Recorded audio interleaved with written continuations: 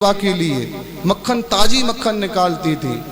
9 लाख गायें थी, 9 लाख गायों का दुग्ध पान जो है निकाल करके 4.5 लाख गायों को दिया जाता था। 4.5 लाख गायों का दुग्ध पान निकाल करके 2.25 लाख को दिया जाता था, 1 लाख को दिया जाता था। लास्ट में कामधेनु गाय जो बचती थी ना, उस कामधेनु गाय के दूध और दही और घी का ही मेरे ठाकुर सेवन करते थे।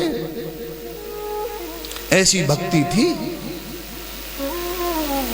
ये भगवान का प्रताप था। ये ब्रह्म है, ये साधारण जीव नहीं है, ये ठाकुर है। ये कुछ भी कर सकते हैं, कुछ भी करा सकते हैं किसी से भी। इनके सामने जो भी आया ना, सामने आकर के कोई नहीं लड़ा इनसे। सामने आकर के तो सब नतमस्तक हुए। और जब भगवान हट गए तो फिर कुछ भी कहो।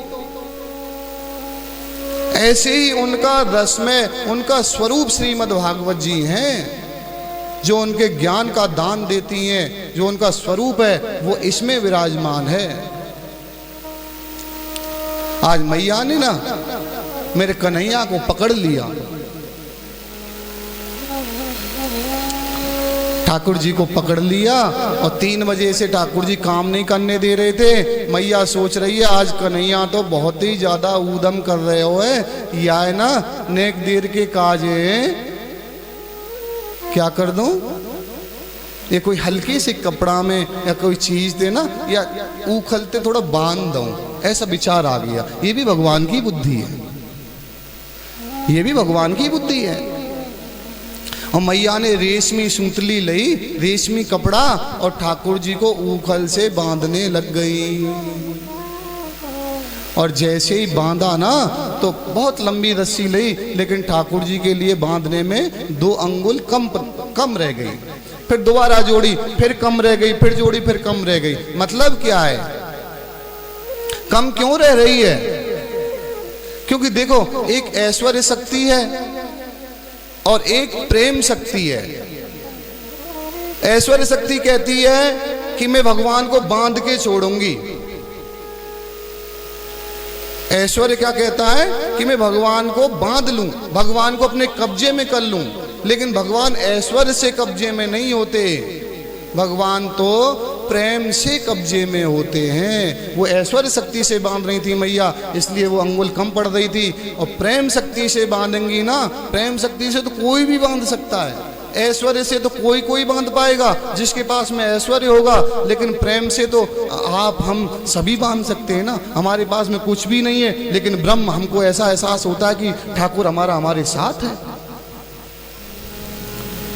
हमको यह एहसास होता है। हम हर समय यही समझते हैं कि हमारा ठाकुर हमारे साथ है, हम पे कृपा बनाए हुए है, हम पे उसकी कृपा बरसती रहती है। हम विचार करते हैं इस चीज का प्रेम शक्ति से। ऐश्वर्य तो हमारे पास में है नहीं, ऐश्वर्यवान तो बड़े बड़े लोग हैं। ऐश्वर्य वालों को भगवान नहीं मिलते, भगवान प्रेम वालों को ही मिलते हैं। और जब प्रेम भाव उत्पन्न हुआ मैया के, तो ठाकुर जी स्वयं बंध गए, उखल से बंध गए। और मैया काम में लग गई। और उखल से बंधे हुए थे, उखल को ठाकुर जी ने गिरा लिया। बहुत बड़ा लकड़ी का उखल होता होगा पहले कोई, और उसको गिरा लिया। और उसको भगवान ना अपनी कमर में बांध दिया था मैया ने।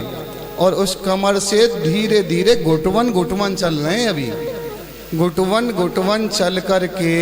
और मैया के आंगन में 2 वृक्ष खड़े हुए थे, और उन वृक्षों के बीच से ही केवल भगवान केवल बीच से निकले ही थे, और उखल उनसे केवल छुआ ही था। भगवान को किसी चीज में, किसी को गिराने में या किसी को बढ़ाने में कोई मेहनत नहीं करनी पड़ती मेरी माओ। भगवान का ये तो केवल संकल्प मात्र होता है। केवल संकल्प मात्र से आपको नीचे से ऊपर पहुंचा देंगे। कहते ना, अर्श से फर्श पर पहुंचा देना और फर्श से अर्श पर गिरा देना।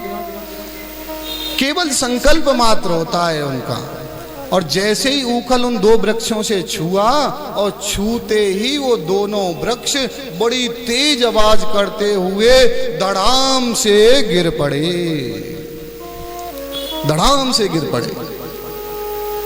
और जैसे ही आवाज हुई धड़ाम से गिरे, मैया यशोदा भागी, नंद बाबा भागे, दाऊ भैया भागे, और ब्रज में जितने भी वहाँ जिसने भी आवाज सुनी है ना, वो सब दौड़ करके मैया यशोदा के महल में आए। मैया कहाँ भयो, मैया कहाँ भयो, भैया पतो ना कहाँ भयो, 2 वृक्ष हैं ये गिर गए। अभी किसी को ये नहीं बताया कि हमारे कन्हैया भी इसमें हैं, केवल उनको ऐसा लगा है कि ये 2 वृक्ष गिरे हैं,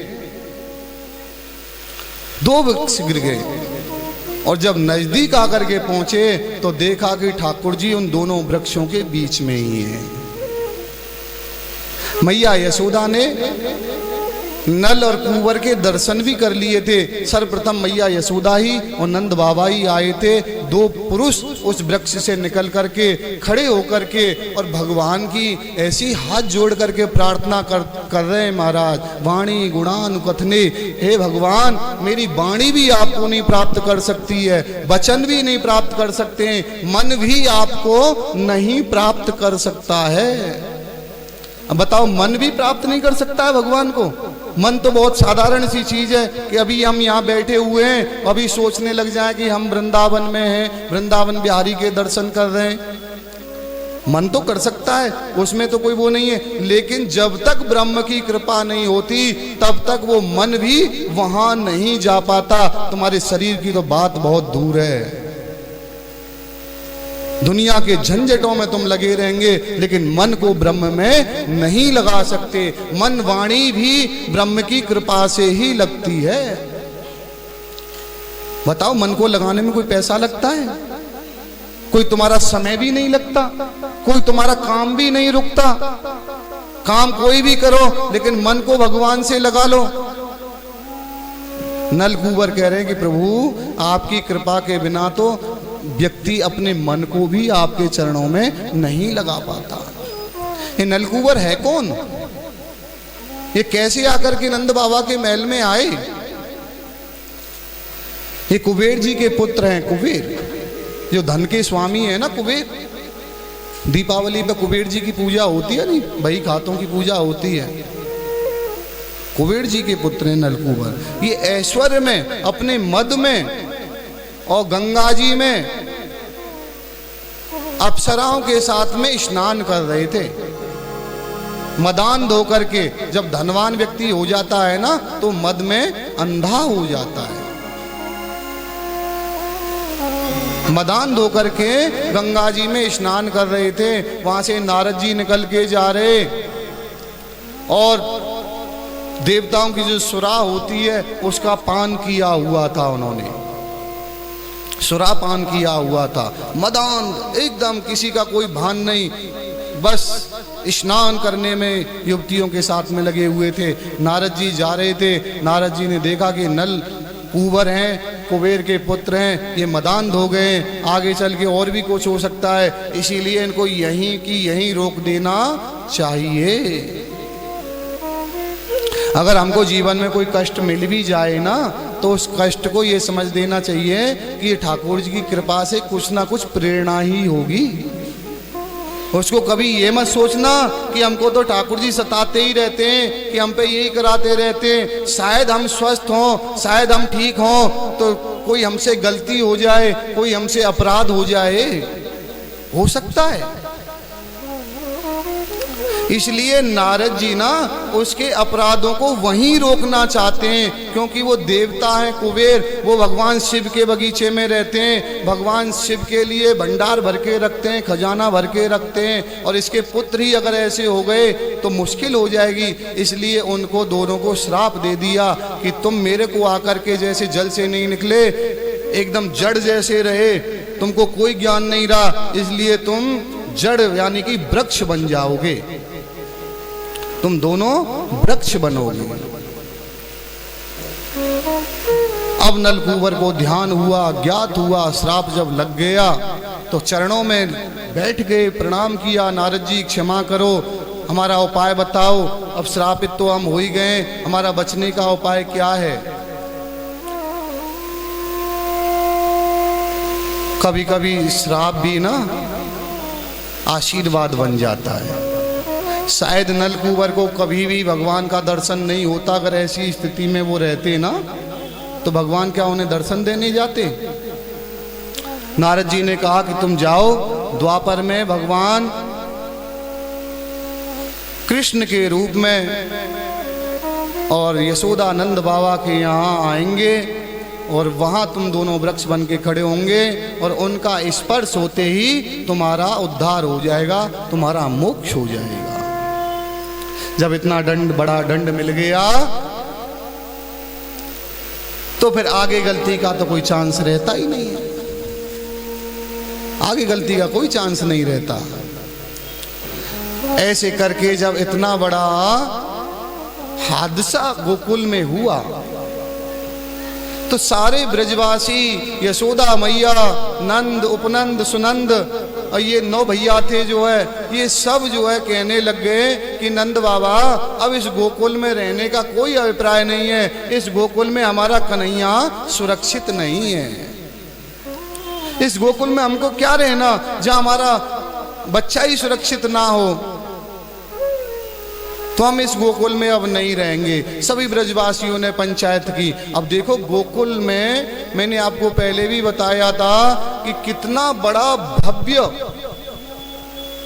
अपने अपने काम है ब्रजवासियों के। 85 चौकों का इतना बड़ा महल है, 9 लाख गायें रखते हैं नंद बाबा, लेकिन एक कृष्ण के लिए हर चीज को त्याग रहा है हर ब्रजवासी।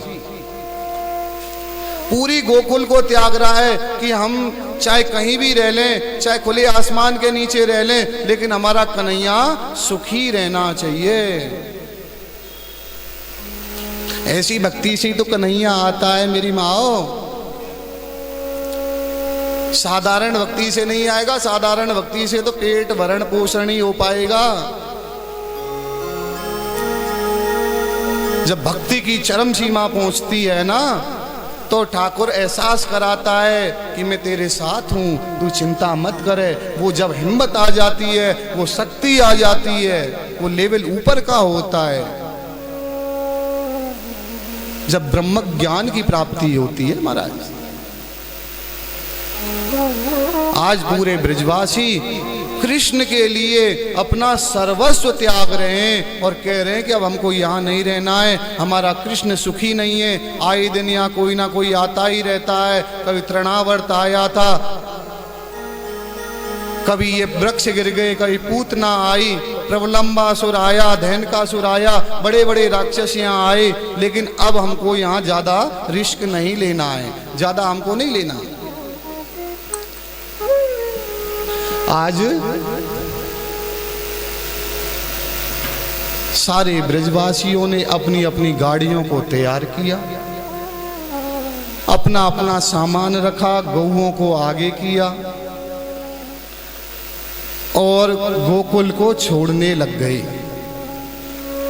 और कहां जा रहे हैं? हैं जी? हैं जी? हाँ, वृंदावन के लिए सब गोकुल से जा रहे हैं।